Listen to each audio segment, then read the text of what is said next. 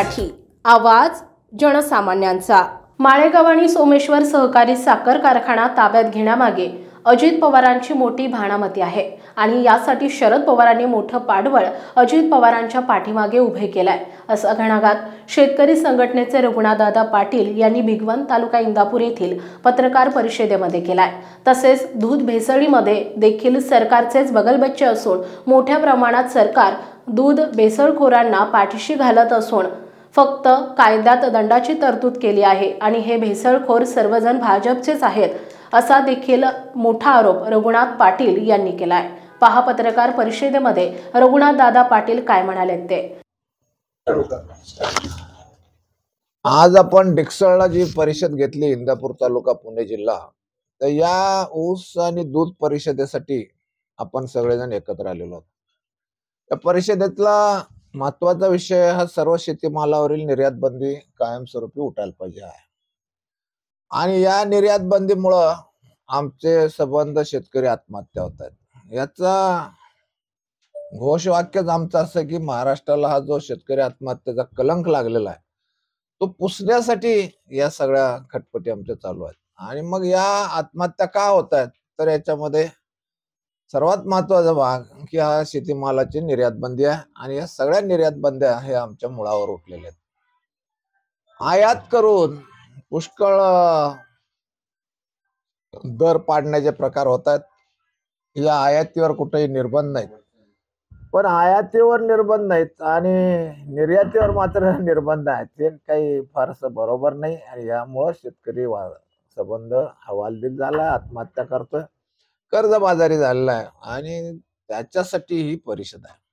दुसरा जो मुख्य मुद्दा आहे तो वीज आणि कर्ज जे आहे, ते कर्ज विजेचं बिल हे आता आम्हाला जे भाव मिळत नाहीत त्याच्यामुळे झालेले आहेत। उत्पादन खर्चाच्या अर्धा सुद्धा आम्हाला भाव मिळत नाही आणि मग आम्ही वीज बिल कसं भरायचं, हे आंदोलन तीव्र झालं। विशेषतः दौंड परिसरात पुणे जिल्ह्यात शिवाजी नानांनी जोर लावला आणि सगळ्या सरकारला मग सगळ्या शेतकऱ्यांचं महाराष्ट्रातल्या 3 हॉर्स पॉवर ते 7 हॉर्स पॉवर पर्यंत विजेचं बिल माफ करावं लागलं। मुद्दा जेवढ्या माफीपुरता नाही आहे, वरच्या जे काही 7, 10, 15, 100, 200 हॉर्स पॉवरची मोटारी आहेत या सगळ्या शेतकऱ्यांनी एकत्रित येऊन लिफ्ट केलेले आहेत। ते जर प्रत्येक हॉर्स पॉवर आणि त्याच्यामध्ये किती शेतकरी आहेत हे बघितलं तरी एका शेतकऱ्याचं 1 किंवा 1.5 हॉर्स पॉवर वाटायला येतं। तर त्या मोठ्या लिफ्टचं आणि सगळं शेतीचं विजेचं बिल झालं पाहिजे। कर्ज का होतंय, तर एका दाण्याचे 1000 दाणे करणारा शेतकरी कर्जबाजारी व्हायचं काही कारण नाही आहे। कुबेराला कर्ज देणं इतकं तो श्रीमंत व्हायला पाहिजे, परंतु या सरकारच्या लुटीच्या धोरणामुळं शेतकरी कर्जबाजारी आहेत आणि हे सप्रमाण कैलासवासी शरद जोशीने सिद्ध करून दिलेलं आहे। मुंबई उच्च न्यायालयामध्ये हे झालेलं आहे, त्याच्यानंतर सुप्रीम कोर्टामध्ये झालेलं आहे आणि सुप्रीम कोर्टाने सुद्धा कोणाही शेतकऱ्याचं जबरदस्तीने वसुली करू नये अशा पद्धतीचे आदेश दिलेले आहेत। आणि तरीही राज्य सरकार केंद्र सरकार कोणाचं 101 प्रकरण करतंय, कोणाची जप्ती काढतंय, कोणाचा लिलाव काढतंय। या सगळ्या गोष्टी आता थांबल्या पाहिजेत, याच्यासाठी आजची परिषद आहे।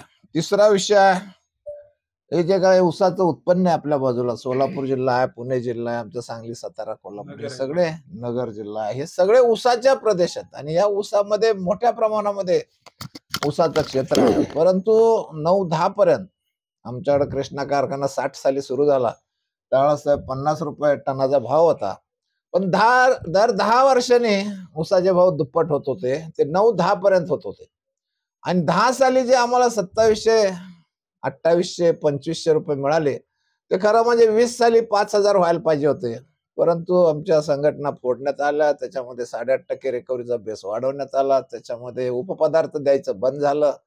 उपपदार्थातले भार्गव समितीने 50% रक्कम शेतकऱ्याला दिली पाहिजे सांगितलं होतं, तेही सगळं काढून टाकलं आणि त्याच्यामुळं गेले 17 वर्ष ऊसाचे भाव हे 3000 रुपयातच राहिलेले आहेत। तर आज आम्हाला पहिलं बिल 5000 रुपये आणि अंतिम बिल 7500 रुपये ऊसाचे मिळायला पाहिजे, ही आमची याच्यामध्ये मागणी आहे। हे जर कारखानदारांना जड वाटत असेल किंवा अवघड वाटत असेल, अवास्तव वाटत असेल, तर आमची पुढची मागणी एवढीच आहे की तुम्ही 2 साखर कारखान्यामधील अंतराची अट काढून टाका, आम्हाला कारखाना काढायला परवानगी द्या, आम्ही किती पैसे घ्यायचे ते आम्ही ठरवतो, त्याच्यात किती पैसे मिळतात ते आम्हाला माहित आहे।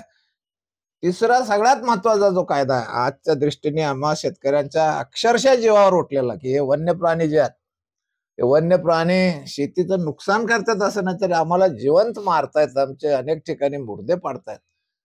हे इतक्या प्रकार वाढलेले आहेत, की ह्या सरकारने हा कायदा करताना यांचं प्रजनन किती वेगाने होतं याचा काहीही अभ्यास केला नाही. केवळ बिनडोकपणे कोणतरी प्राणी मित्र येतात आणि सांगतात. अक्षरशः त्यांनी भटके कुत्रे सुद्धा मारायचे नाही असे कायदे करून टाकले, की ज्याच्यामुळं शहरातले मॉर्निंग वॉकला गेलेले लोक मारले जातात या कुत्र्यांच्याकडनं. तरीही याच्यावरती डोळा उघडत नाही. तर आम्ही हाही विषय घेतलेला आहे आणि सर्वात महत्वाचा शेतकरी आणि कुरेशी समाज, की आमचा जो जनावरांचा गोठा हे आमचं एटीएम असायचं. गोठ्यातली 2 शेळ्या किंवा 2 कोंबड्या विकल्या तर आमची छोटी गरज भागत होती. मोठी गरज लागली तर 2 किंवा 1 गाय विकली चालत होतं. अजून मोठी गरज लागली तर 2 बैल किंवा जोडी बैलाची विकली तरी आमचं काम होत होतं. पण ते आज सगळं ठप्प झालेलं आहे. आणि याचं कारण काय? तर हा गोवंश हत्याबंदी कायदा. वंश याच्यामध्ये घातला आणि 2015 मध्ये हे देवेंद्र फडणवीसनी महाराष्ट्रामध्ये लागू केलं. त्यावेळेला हे 2015ला लागू करताना हे देवेंद्र फडणवीस राष्ट्रवादीच्या आणि काँग्रेसच्या पाठिंब्यावर मुख्यमंत्री होते. म्हणजे लागू करत असताना देवेंद्र फडणवीसना ज्यांनी पाठिंबा दिला ते थोरले पवार साहेब, धाकटे पवार साहेब एकत्र होते. याने जर का देवेंद्रला सांगितलं असतं की हे कायदा लावलास तर आम्ही काही तुझा पाठिंबा ठेवणार नाही, आम्ही पाठिंबा काढून टाकणार आहे, तर ही गोष्ट झालेली नाही. त्यामुळे महाराष्ट्रातले सगळे राजकीय पक्ष हे शेतकरी विरोधी आहेत, कुरेशी विरोधी आहेत. पण आता तुम्हाला मी आंदोलन ठरल्याशिवाय आता सांगत नाही. सगळ्यांची भाषणं होतील आणि आंदोलन हे ठरणार आहे आणि हे अत्यंत उग्र तीव्र ज्याला काय म्हणतात अशा पद्धतीचं आंदोलन होईल, की जे सरकारला आपल्या भूमिका बदलाव्याच लागतील. आणि हे आम्ही एकदा नाही 10 वेळा करून दाखवलेलं आहे. झोनबंदी उठवलेली आहे, कापसाची एकाधिकार उठवलेली आहे, अनेक गोष्टीत आम्ही यश मिळवलेलं आहे. परंतु आम्ही एक गोष्ट जिंकली की दुसरे काहीतरी नवीन कायदा करून हे आम्हाला त्रास देतात. तर आता हे लपाछपीचा डाव संपणार आहे आणि शेवटचा आता एकच ठोका होणार आहे आणि या ठोक्यानंतर मग हे सगळे त्यांना एकतर खुर्च्या सोडून जावंच लागेल, नसेल तर आम्ही म्हणतो तसा राज्यकारभार करावा लागेल. सोमेश्वर सहकारी साखर कारखाना हा अजित पवारांच्या ताब्यात गेलाय, त्याच्यामुळे काही ऊस दरावर परिणाम होणार आहे का? इतर नाही, ऊस दरावर परिणाम करण्यासाठीच हे सगळं राजकारण झालेलं आहे आणि एक महाराष्ट्राचे मुख्यमंत्री हे स्वतः त्या कारखान्यामध्ये डायरेक्टर झालेले आहेत, आता ते चेअरमन झालेले आहेत माळेगावचे. जो सरळ आहे की चंद्रराव अण्णा आणि हे सगळे थोडा जास्त भाव देत होते आणि तो भाव इतरांना देणं भाग पडत होतं किंवा त्यांच्या बाकीच्यांच्यावर टीका होत होती आणि म्हणून सगळी ताकद पणाला लावून हे अजितदादांचं पॅनल निवडून आणलं. याच्यामध्ये त्यांच्या काकांचाही मोठा सिंहाचा वाटा आहे, कारण त्यांनी चंद्रराव अण्णाला पाठिंबा न देता स्वतःच पॅनल उभं केलं की जेणेकरून अजितदादा निवडून येतील ही व्यवस्था केली. तर हे सगळे पवारांची भानामती आहे, ही ध्यानात घ्या आणि सगळ्या लोकांनी आता त्याच्यावरती लक्ष ठेवून आपल्याला वागायला लागेल. अनेक माझ्या सहकार्यांनी सांगितलेलं आहे की हे कसे वागतायत, कसं राजकारण करतात, तर हे बदलणं सोपं आहे. दुधामध्ये दादा भेसळ होते, त्याच्याबद्दल काय सांगा?